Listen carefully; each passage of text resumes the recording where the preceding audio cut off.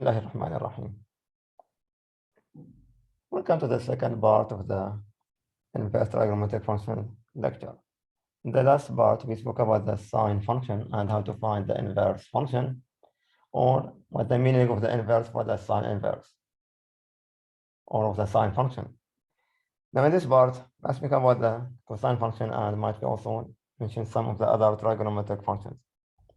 As we did in the last part, we spoke about how to find the inverse for the sine, and this is the graph of the cosine function. And we said to find the inverse for a function, it must be 1 to 1. But if we apply the horizontal line test for the cosine function over the value from minus pi over 2 pi to 2 pi, we'll see it is not 1 to 1. This is not 1 to 1 over this domain between minus pi over 2 to 2 pi. This is not 1 to 1. So we have to restrict the domain so that it will be 1 to 1 function. For the cosine function, we are going to take the domain between 0 and 1 pi. Now, between 0 to 1 pi, this will give me a 1 to 1 function. So y equal to cosine x, where x is between 0 and 1 pi. So we made the domain smaller. Domain for this function, now we are going to use 0 to 1 pi. And the range, similar to the sine function, it is between minus 1 and 1. We know that the sine and cosine are between minus 1 to 1. Now, over this domain 0 and 1 pi, the cosine function is 1 to 1 function. So we can speak about the inverse of the cosine function over this domain, 0 to 1 pi. Now, 0 to 1 pi, we have also to mention this one. It is like that we are looking for angle between in the first quadrant and the second quadrant. So the inverse will be in this interval, or in these two quadrants, the first one and the second one. Now we can define the cosine inverse. Cosine inverse of x is given by y equal to cosine inverse of x if and only if x equal to cosine y, where x is between minus 1 and 1. This is the domain of the inverse function. So the domain is between minus 1 and 1. And the range between 0 and 1 pi. So for the cosine function, the domain is between minus 1 and 1, which is similar to the sine inverse, but the range is different. The range of the sine inverse was minus pi over 2 to pi over 2. But the range of the cosine is between 0 and 1 pi. And the graph of the cosine function will be, or I'm sorry, cosine inverse, will take this shape.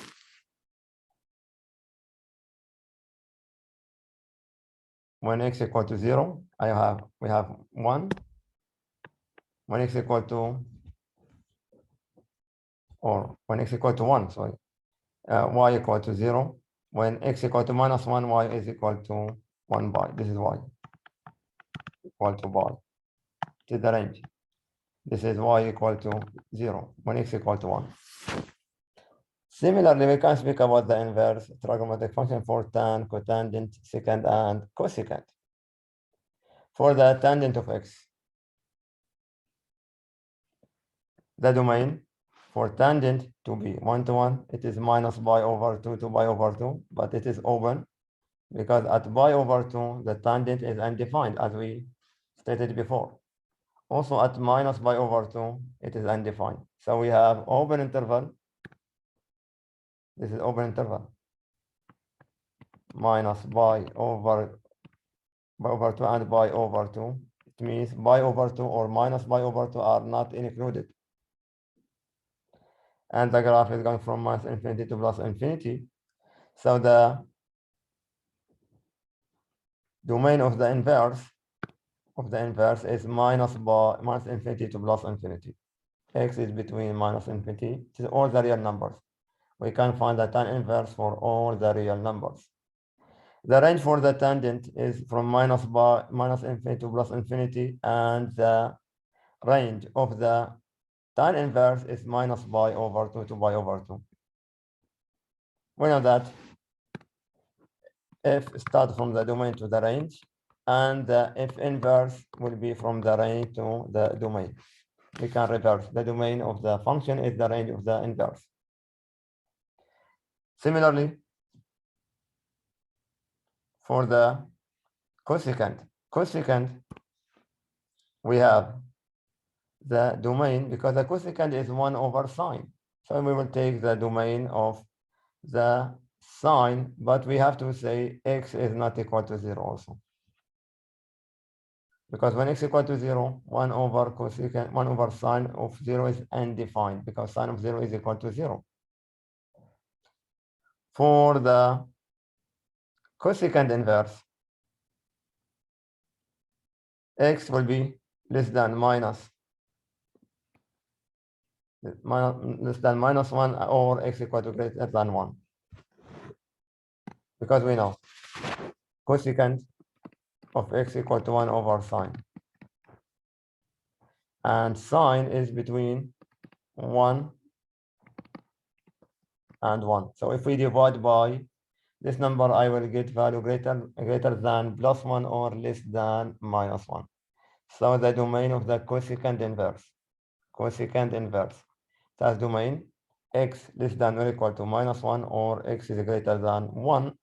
And the range for the cosecant is y less than or equal to -1, or y is greater than 1.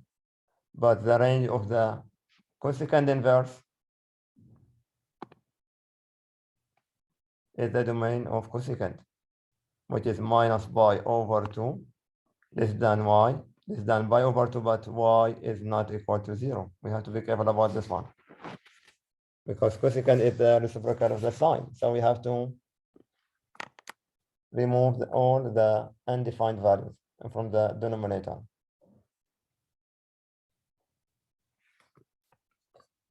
And we have this asymptote for the cosecant x equal to 0. It means because it is undefined, so we call it asymptote. We don't have any value for cosecant of 0. In the cosecant inverse, y equal to 0 will be the asymptote. And these are the graph of the cosecant and cosecant inverse. For the secant, we have the same thing. We have domain, range, asymptote, and secant inverse. For the secant of x, because it is 1 over x, 1 over cosine. Cosecant is 1 over cosine. So it will take the same range, 0 to pi, but at pi over 2, it is undefined, so we have to say x is not equal to pi over 2. For the range, y is less than or equal to -1, or y greater than 1. Asymptote, it is the 0 of the cosine of x, 0 of the denominator, x equal to pi over 2, which is this line. This is vertical asymptote we have. For the secant inverse, the domain will be x less than or equal -1, or x is greater than 1. The range between 0 and pi, but y will never equal to pi over 2, because secant at pi over 2 is undefined. And that's why we have vertical asymptote. I'm sorry, for this one we have horizontal. For the inverse, it will be horizontal asymptote. Vertical for the secant and horizontal for the inverse. Last function is cotangent of x. The domain of cotangent is between 0 and pi. The range from -infinity to plus infinity. And asymptote are x equal to 0 and x equal to pi, while the cotangent is undefined at these values. For the cotangent inverse, the domain of the cotan inverse is between -pi, -infinity to infinity, and the range is between 0 and 1 pi, and the horizontal asymptotes are y equal to 0 and y equal to pi. These are the horizontal asymptotes for the inverse. This is vertical for the cotangent. So these are the inverse trigonometric functions. We have cosine inverse, we have tan inverse, cotangent inverse, secant inverse, and cosecant inverse. And for each one of them, we have domain and range. For each inverse trigonometric function, we have different domain or different range based on what we have or about the definition of the trigonometric function. Whether it is tangent, sine over cosine, cotangent, cosine over sine, cosecant is 1 over sine, and secant is 1 over cosine. Based on this definition, we can restrict the domain or find the range of the trigonometric functions. Let's have some examples.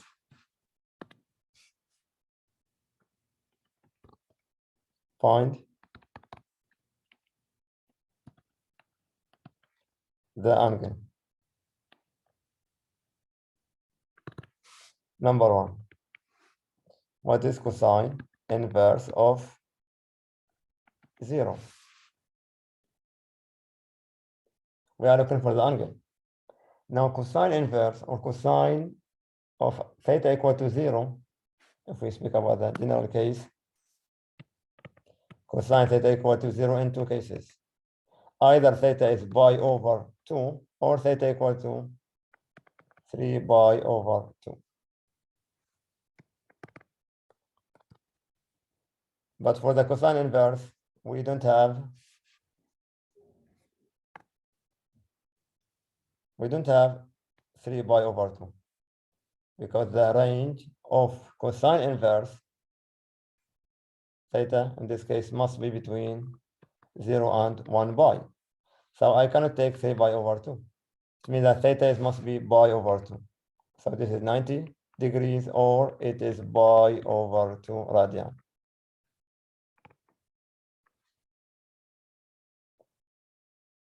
Another example, number 2. What is cosine inverse of 1/2? Now cosine inverse of 1/2. 1/2 is positive. So theta must be in the first quadrant. You see that the output between 0 and pi, this will take the first and second quadrant. If it is positive, I will look for the theta in the first quadrant. If it is negative, I will look for theta in the second quadrant. Now cosine inverse equal to 1/2. This is positive, it means it is in the first quadrant. So theta is equal to, looking for angle whose cosine equal to 1/2 is 60 degrees. Or in radian, it is pi over 3 radian. Number 3. What is cosine inverse of minus 1/2? This is negative. So theta is in the second quadrant, or theta must be greater than 90. If it is positive, I say 60. If it is negative, in the second quadrant, it will be 120. Or it's equal to 2 pi over 3 radian. This is in the second quadrant because it is negative. So we have to be careful about the sign of the given value. Number 4. Cosine inverse of minus square root of 2 divided by 2 is, this is negative. So we must have angle in the second quadrant because this is cosine inverse. Again, the output of the cosine inverse either will be in the first quadrant or the second quadrant. It must be between 0 and 1 pi. So this is equal to loss. We know that square root of 2 over 2, this is related to the 45. In the second quadrant will be 135. This is equal to 45. But in the second quadrant, it is 180 minus 45. So it will be 135. So it is 135 degrees, or is equal to 3 pi over 4 in radian. To find it in the second quadrant, it is 180 minus the angle in the first quadrant. Last example, number 5. Cosine inverse of 2. If we are looking for any angle whose cosine equal to 2, we cannot find. But also we said that the domain of this function of the cosine, we know that x, the domain, is equal to between -1 and 1. So if the value is not in this interval, either greater than 1 or less than -1, then cosine will be undefined.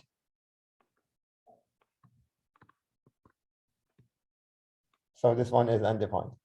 Cosine inverse of 2 is undefined because this is not in the domain of the cosine inverse. We have to be careful about the domain of the cosine inverse. It is between -1 and 1. So cosine inverse of 2 is not defined. We don't have any angle whose cosine is equal to 2. So these are some examples how to find the values or the angle for cosine inverse.